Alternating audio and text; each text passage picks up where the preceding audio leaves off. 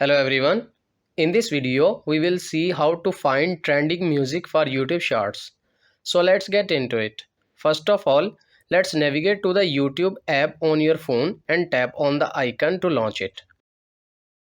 Once the app opens up on the screen, from the bottom menu, tap on the plus icon. Here you can upload videos, shorts, go live or start a podcast. To find the trending music for shorts, at the top of the screen, tap on Add Music. It will open the music library with bundles of free music that you can use for your shorts. Scroll through the library and select any music that you like and want to use. It is mentioned on every music how many times the music has been used for the shorts, like 11 million, 5 million, 8 million or so on. Simply click on the music to add it for shorts. And that's it. This is how you can find trending music for YouTube Shorts.